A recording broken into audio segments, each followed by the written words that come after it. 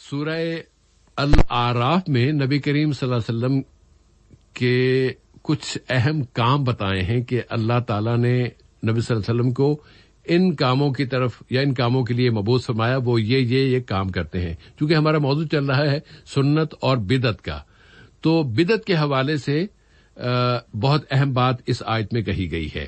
اللہ تعالیٰ فرماتا ہے کہ نبی کا کام یہ ہے کہ وہ نیکی کا حکم دیتا ہے، ایک بدی سے روکتا ہے، پاک چیزیں حلال کرتا ہے، ناپاک چیزیں حرام کرتا ہے، اور لوگوں پر سے وہ بوجھ اتار دیتا ہے جو ان پر لدے ہوئے تھے. یعنی جو بوجھ اسلام کے آنے سے پہلے، نبی صلی اللہ علیہ وسلم کی آمد سے پہلے قوموں پر، لوگوں پر ڈال دیے گئے تھے، لد دیے گئے تھے، ان کو وہ اتارتا ہے. بندشیں، جکڑ بندیاں وہ ختم کرتا ہے، بندشوں کو کھولتا ہے جن میں وہ جکڑے ہوئے تھے. یہ جو دو پوائنٹ ہیں کہ بوجھ اتارتا ہے اور بندشیں کھولتا ہے، یہ ان کا تعلق ہے بدعت سے.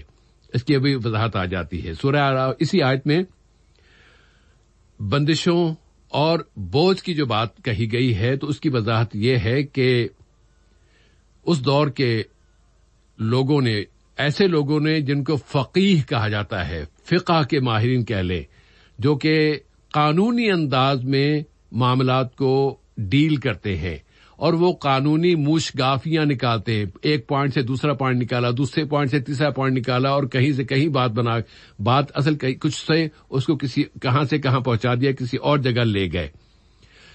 ایک تو یہ ان فقیہوں کا مسئلہ تھا جو انہوں نے دین کو برباد کر دیا تھا.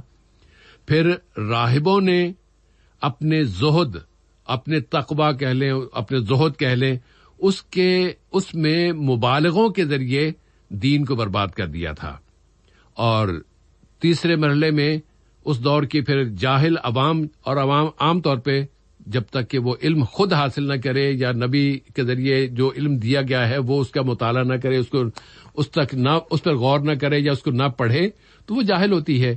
تو جاہل عوام نے اپنی توہمات، خود ساختہ سرحدیں یا خود ساختہ حدود و ضوابط اس نے مقرر کر دیے، اور ان خود ساختہ توہمات اور ان حدود و قیود کے بوجھ تلے وہ قومیں یا وہ لوگ دب کر رہ گئے.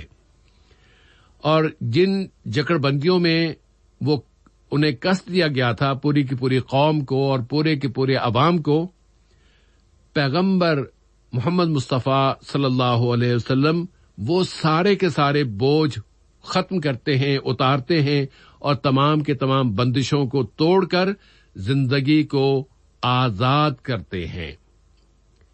اسلام سے پہلے کی بندشوں میں، جکڑ بندیوں میں اور بوجھوں کا بدعت کے ساتھ کیا تعلق ہے؟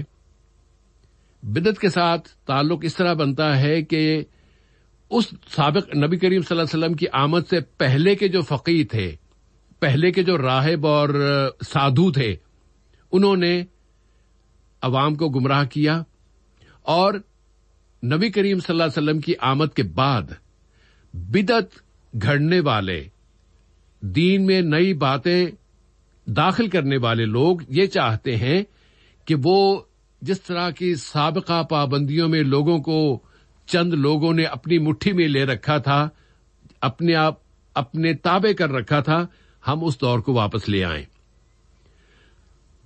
انہیں یہ تو کہا جائے کہ ہمیں فالو کرو گے تو ہم تمہیں جنت میں لے جائیں گے، لیکن خبردار جو ہم سے یہ پوچھا کہ اس کا یہ مطلب کیا ہے، یہ آپ نے کیوں کہا، کیوں والی بات پیر صاحب کے سامنے نہیں کہنی، علامہ کے سامنے پیر یہ نہیں کہنا کہ یہ کیوں ہے.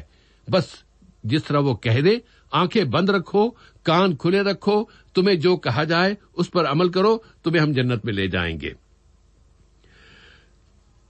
اگر کوئی کہا کہ نہیں جی اللہ تعالیٰ نے تو قرآن میں یہ فرمایا ہے کہ اس کو آنکھیں کھول کے پڑھو، سمجھو، غور کرو، دیکھو یہ تمہارا کام نہیں ہے قرآن پڑھنا. اس لیے بہت سارے پیر اور بہت سارے صوفی قرآن پاک کی تفسیر پڑھنے سے منع کرتے ہیں، قرآن پڑھنے سے منع کرتے ہیں، قرآن کو اس کا ترجمہ پڑھنے سے بطور خاص اس کی تفسیر پڑھنے سے منع کرتے ہیں. یہ وہ بدعتی ہیں جو ان بندشوں کو واپس لانا چاہتے ہیں جن بندشوں سے اللہ کے رسول صلی اللہ علیہ وسلم نے لوگوں کو نکالا تھا. یہ لوگ چاہتے ہیں کہ تمام جو بندشیں پہلے جس طرح لوگوں کو جکڑا ہوا تھا، اب یہ لوگ ہماری گرفت میں آ جائیں. لوگوں سے کہا جاتا ہے کہ تم ہمارے شاگرد ہو، تم ہمارے مرید ہو، اور مرید کا یہ کام نہیں ہے کہ وہ اپنے استاد سے اور اپنے پیر صاحب سے اور اپنے جو بھی علامہ شلامہ جو بھی ہے اس سے کہہ سکے کہ یہ آپ نے کیوں کہا. کیوں والی بات وہاں کرنا منع ہے. اگر یہ جاننا ہے کہ یہ کیوں ہے ایسا، تو پھر یہ تمہاری جگہ وہ نہیں تھی جس جگہ تم بیٹھے ہو، سائل کی جگہ نہیں ہوتی، پھر تم مرید نہ ہوتے، پھر تم ہماری طرح پیر ہوتے، پھر اب تم ہماری طرح علامہ ہوتے، پھر تم ہماری طرح مولانا ہوتے. اللہ تعالیٰ نے سورہ بقرہ میں بوجھ سے متعلق ایک دعا ہمیں سکھائی ہے کہ بوجھ کے اتارے جانے یا بوجھ نہ ڈالنے کے حوالے سے ہمیں ایک دعا سکھائی ہے تاکہ ہم اس طرح کے سارے بوجھوں سے اپنے آپ کو محفوظ رکھ سکیں. اور وہ دعا ہے ربنا ولا تحمل علینا اسرا کما حملتہ علی الذین من قبلنا. یہ جو اسر ہوتا ہے، اسر الف صاد رے، یہ ہوتا ہے بوجھ، الشیء الثقیل، بہت بھاری شے. بوجھ ہے جس نے انسان کو اپنے تلے دبا رکھا تھا. یہودیوں پر پڑنے والے بوجھ کا حوالہ دیتے ہوئے ان کی تاریخ پڑھتے ہیں تو وہاں پر ان کے ساتھ جو سختی کی گئی تھی اور جس بوجھ تلے ان کو دبایا گیا تھا اس میں یہ بھی تھی کہ اگر کوئی یہودی توبہ کرنا چاہتا تو پھر اس کے لیے اس سے مطالبہ یہ تھا کہ اپنے آپ کو یا تو قتل کر دو اور یا پھر اپنے مال کا 1/4 1/4 حصہ ہمیں دے دو. یعنی کہ جو بھی ان کے پروہت یا سادھو یا جو بھی ان کے لیڈر بنے ہوئے مذہبی پیشوا بنے ہوئے تھے ان کو اپنے مال کا 1/4 حصہ 1/4 ان کو دینا ہوتا تھا. پھر کہا جاتا کہ اب تمہاری توبہ قبول ہوگی. اللہ تعالیٰ نے ہمیں اس بوجھ سے نبی کریم صلی اللہ علیہ وسلم کے ذریعے اس بوجھ سے نکال دیا، ہمیں اس سے محفوظ رکھا. اور بدعتی لوگ دوبارہ وہ بوجھ ہمارے اوپر مسلط کرنا چاہتے ہیں. پھر اللہ نے ہمیں یہ بھی دعا سکھا دی کہ ربنا ولا تحملنا ما لا طاقت لنا به، کہ اے اللہ ہم پر ایسا بوجھ نہ ڈالنا کہ جس کو اٹھانے کی ہمیں سکت ہی نہ ہو. اور نبی کریم صلی اللہ علیہ وسلم نے یہ دعا مانگی کہ میری امت پر یا اللہ یہ بوجھ نہ ڈالنا، اور اللہ نے کہا کہ ٹھیک ہے، میں مان لیا، میں تیری امت پر ایسا بوجھ نہیں ڈالوں گا کہ جو جس کو اٹھانے کی اس میں سخت نہ ہو، اس میں اتنی ہمت نہ ہو یا اتنی اس میں طاقت نہ ہو.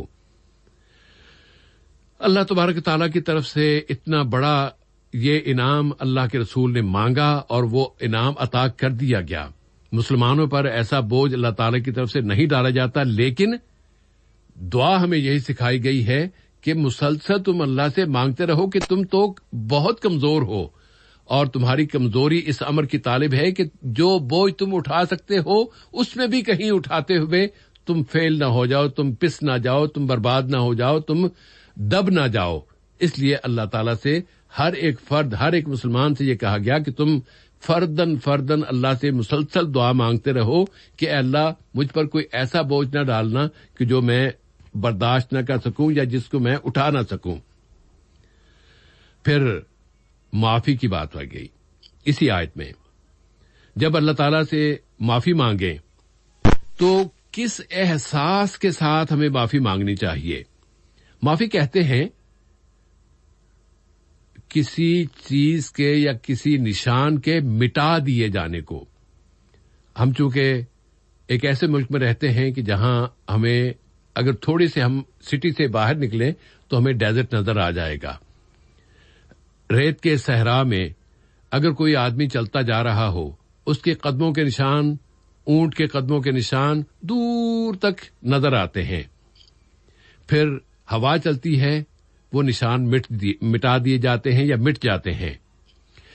اگر کوئی انسان گناہ کر لے اور اللہ تعالی سے معافی مانگ لے، اس سے عفو اور درگزر کی درخواست کرے، گڑ گڑائے، تو پھر اللہ تعالیٰ اس کے اس گناہ کو اس طرح مٹا دیتا ہے جس طرح وہ ہوا ریت پر یا صحرا میں چلنے والے انسان یا کسی جانور کے قدموں کے نشان کو مٹا دیتی ہے۔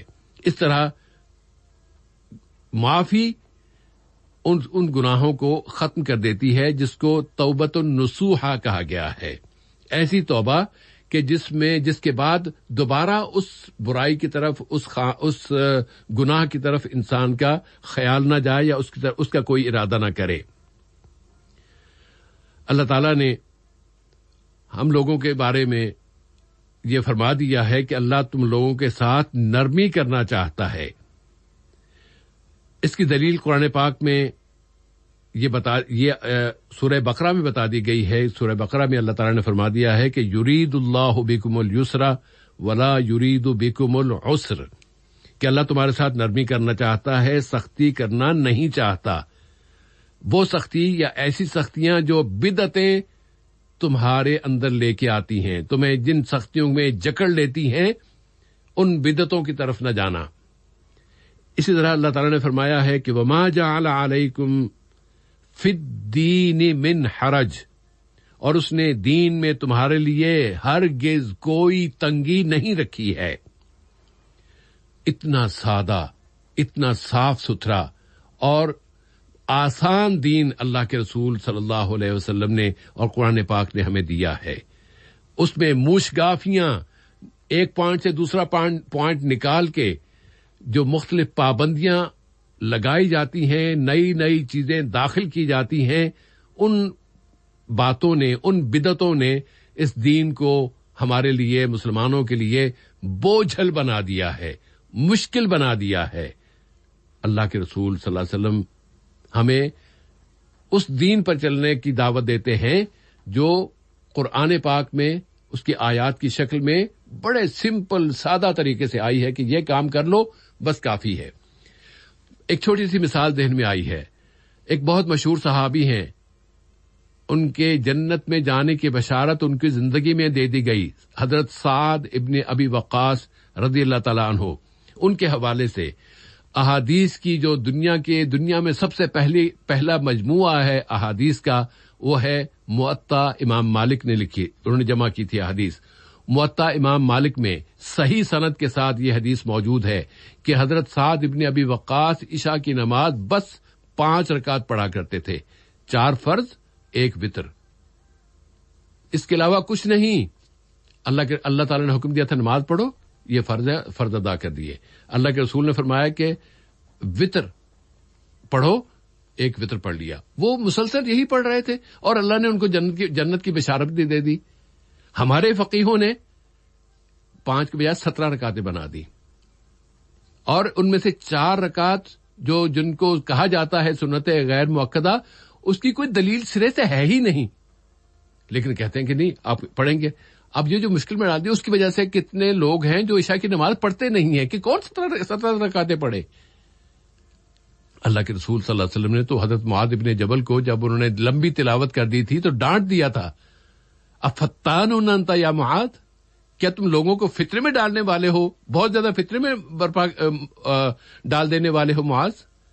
اور مختصر تلاوت کی طرف کہا گیا والشمس والضحیٰ پڑھو اور واللیل پڑھو اور بس ختم کرو۔ یہ ہے اللہ کے رسول کا انداز، یہ ہے اللہ کے رسول کا طریقہ۔ اس موضوع پر مزید باتیں بھی ہوں گی لیکن اس سے آگے نہیں چلتے، انشاءاللہ پھر کل اور اس کے بعد اگلے حلقوں میں بات ہوگی باذن اللہ تعالی۔ اب ہم